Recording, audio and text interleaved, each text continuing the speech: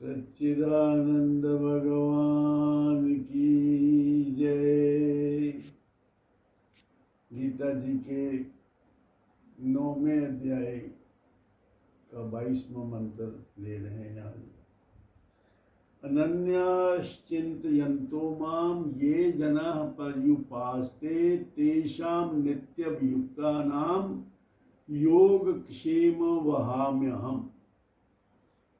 इस मंत्र में भगवान ये कह रहे हैं कि जो पुरुष मेरा सहारा लेकर पुरुषार्थ सामान्य पुरुषार्थ करता है, जो मेरे सहारे पर है, अनन्याश्चिन्तयन्तो माम, इसमें तो ये कहा गया कि जो हमेशा मेरा चिंतन करता है, तो जो हमेशा मेरा चिंतन करता रहता है, तेषाम नित्यभियुक्तानाम योगक्षेम वहाम्यहम्। जो मेरा चिंतन करता है उसके पास जो है उसकी तो मैं रक्षा करता हूं, और जो उसके पास नहीं है उसके लिए जरूरी है उसका मैं उसको मिला देता हूं। योग का मतलब है जो नहीं प्राप्त उसकी प्राप्ति करा देता है भगवान, योग करा देता है उसका, और जो ऑलरेडी प्राप्त है उसको उसकी वो भगवान रक्षा करते हैं। इस मंत्र को कई गलत तरीके से समझते हैं कि भाई कुछ करने की जरूरत नहीं है, बस बैठे राम राम राम राम करते रहें। ऐसा नहीं है।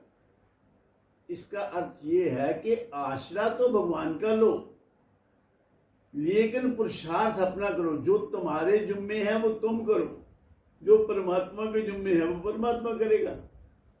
कर्मण्येवाधिकारस्ते मा फलेषु कदाचन मा कर्म फल हेतुर्भूर मा ते संगो अस्ते कर्मणि। के कर्म करने मात्र का ही तेरा अधिकार है, कर्म के फल पर तेरा अधिकार नहीं है।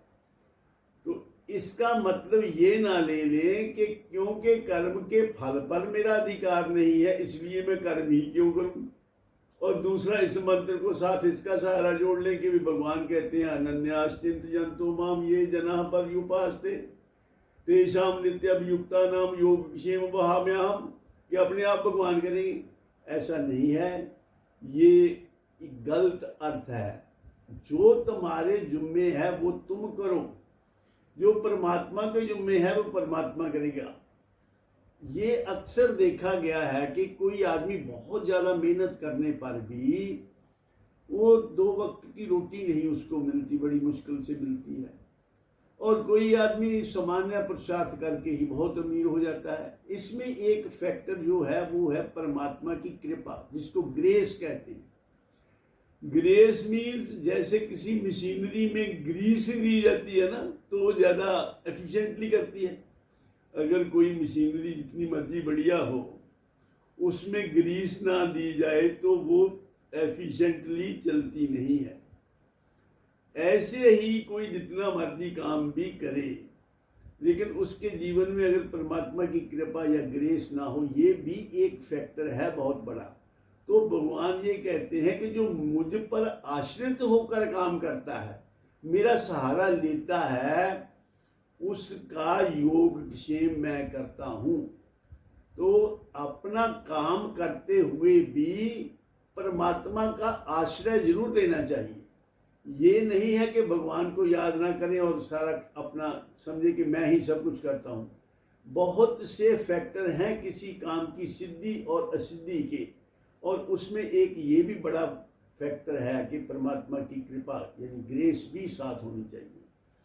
और चाहे आप जितना मर्जी दान दौलत इकट्ठा कर लें, अगर आपके जीवन में परमात्म तत्व नहीं है, आपके जीवन में धर्म नहीं है, स्पिरिचुअलिटी नहीं है, परमात्मा की सत्ता में आप विश्वास नहीं करते, तो आपको खुशी नहीं मिल सकती पूरी।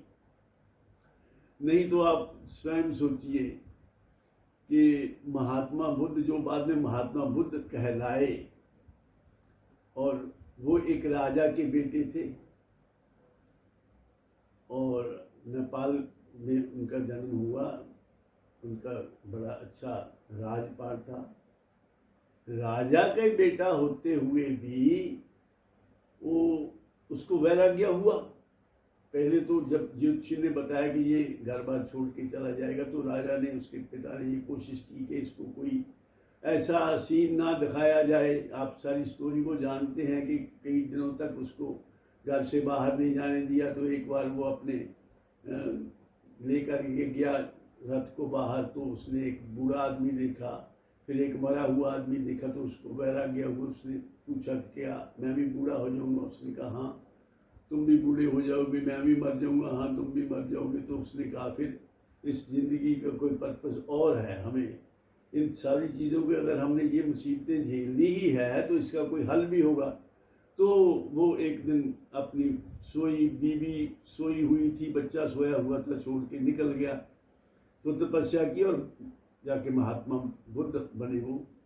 तो कारण ये कि सब कुछ होते हुए भी एक ऐसा फैक्टर है, वो लाइफ में ना हो तो आप की संतुष्टि नहीं होगी, आपको पूर्णतया सुख, शांति और खुशी नहीं मिलेगी।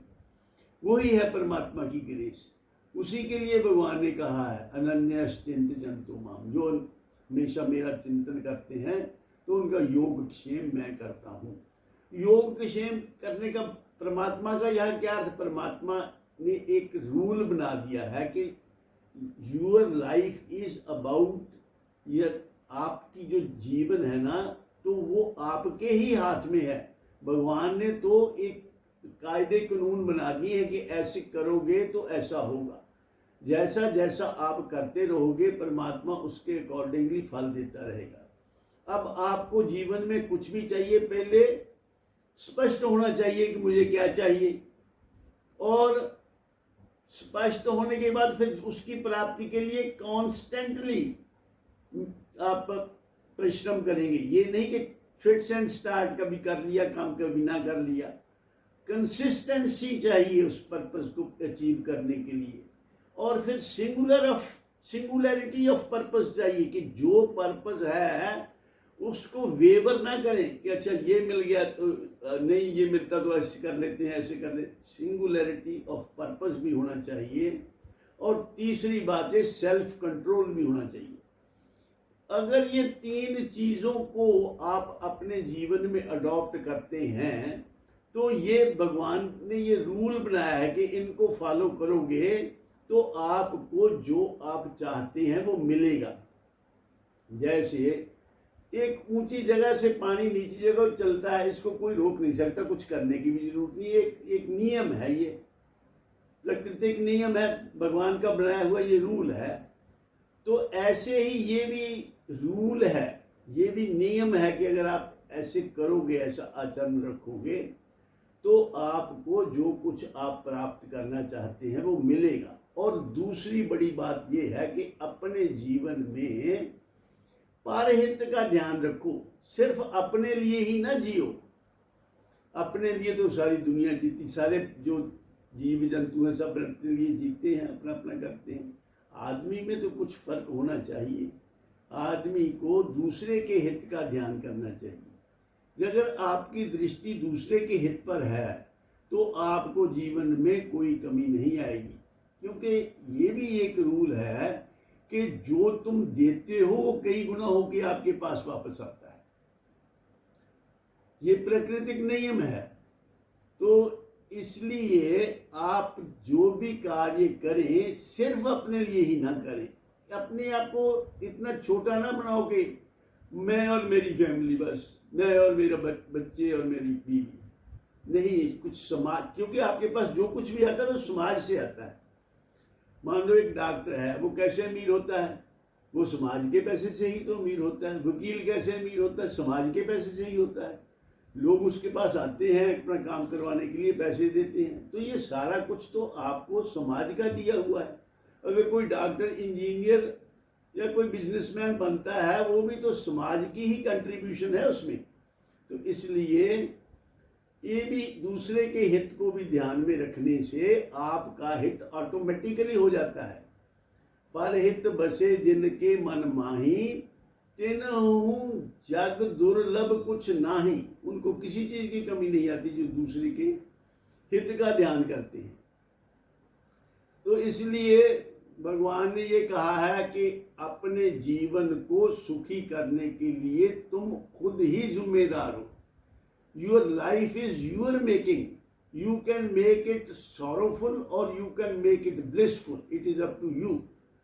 तो अपने जीवन का चार्ज लो, take charge of your life. दूसरों पर ही ना कहते, हर वक्त ये कहते हो इसने ऐसा किया इसलिए मेरा ऐसा हो गया, इसने मेरा नुकसान कर दिया, अगर ये ना होता तो मैं ये कर लेता। ये सारी बातें फजूल हैं कि हमारे तो जी सर्कमस्टांसेस ही ऐसे हैं, हम क्या कर सकते हैं, हम तो राम का नाम ले ही नहीं सकते, हमारे तो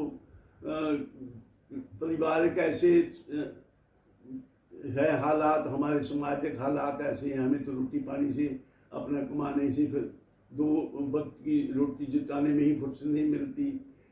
ये सारी बहानेबाजी है। देखो विभीषण लंका में रहता था और लंका का वातावरण तो बढ़िया नहीं था, वहां पर तो असुर लोग रहते हैं, वहां उनका खान पान भी कैसा, उनका चलन भी कैसा, वहां भी उसने भक्ति की।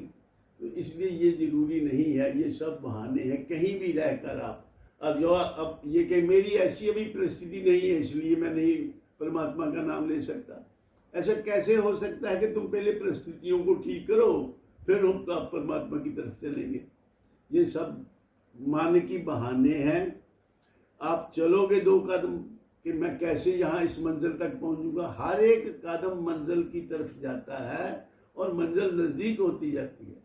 आपके पास मान लो आप कहते कैसे चलेंगे जी, मुझे तो समझ नहीं है, आपके पास टॉर्च है तो वो 100 गज तक अगर मान लो टॉर्च देख सकती है, 500 फुट तक देख सकती है, तो जब 500 फुट चलेंगे तो आगे 500 फुट और देखेगी। तो इसी प्रकार जहां भी जिस परिस्थिति में भी आप हैं उसी परिस्थिति में ही 2 काम कर लो। एक तो दूसरे के भलाई के लिए कुछ भी कर सकते हो तो वो करो परहित के लिए, और दूसरा कि आलस और प्रमाद को छोड़कर परमात्मा की प्राप्ति के लिए प्रयत्नरत रहो, क्योंकि दोनों काम करने हैं। जो तन के लिए भी हमें कुछ करना है और तन की खुराक जो है वो काम काज से होगी ठीक, अपना खाना पीना तभी मिलेगा जब काम करोगे, और मन से मन को परमात्मा की तरफ लगा के रखो तो मन में शांति रहेगी। हमें शांति भी चाहिए और हमें तान भी दुरुस्त चाहिए। तान दुरुस्त चाहिए, मन दुरुस्त चाहिए, धन दुरुस्त चाहिए।